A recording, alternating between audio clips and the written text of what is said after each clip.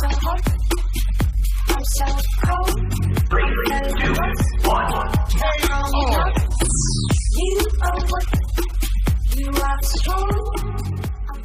The game 1 is Big Hunter Mammoth. And to be honest guys, I don't think I've ever seen an Android game that is made to this quality. Seriously, it feels like a PlayStation 4 title in terms of the production value.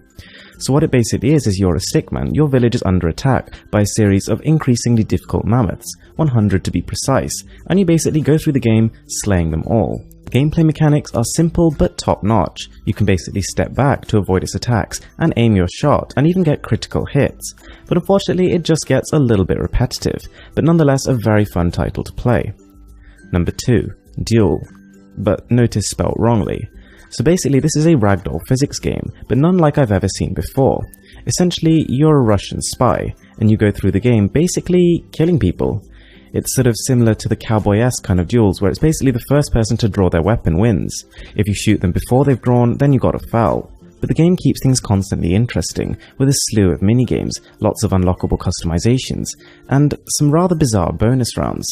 Oh, and it doesn't force any ads whatsoever. Number 3. Space Fuss. Now for those of you who are into your strategy games, this is a legendary title to get. I really enjoyed it.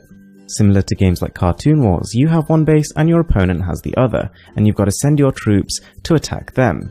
So the premise is simple, but the depth is absolutely fantastic.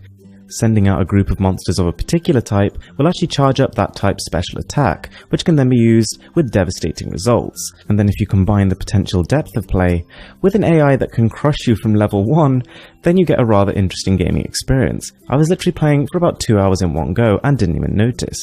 Presentation of the game is also really great. The graphics are nice, 2D and cutesy. Number 4. Hopeless 2. So I never actually played the original Hopeless, but having downloaded number 2, I had to go back and try the original 2, and I have to say I can see why it became a bit of a classic. It's dark. In fact, I can't even see sometimes why it's a children's game. The goal is basically to travel through caves, collecting minions and killing the monsters.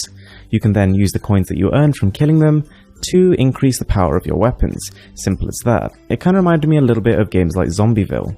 The mechanics are solid and it's an enjoyable gaming experience, but I do think the higher level weapons are a little bit too hard to get and they do almost force in-app purchases on you. So combine the jumping elements of Doodle Jump with the music syncing of a game like Geometry Dash and you've got Beat Stomper, and it's really good fun.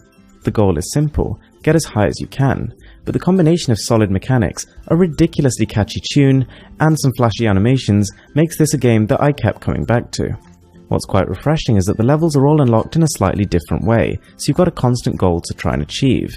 On top of that, they had a really interesting policy with ads. If you beat 200 points, the ads just instantly disappear, which I thought was unusual but really quite cool. So there we have it guys, those are my top 5 Android games of August 2016. If anyone has any games you think I missed or that should be on the next list, let me know in the comments below and I'll have a look. So with that being said guys, thanks a lot for watching, I love you guys, and I'll see you next time.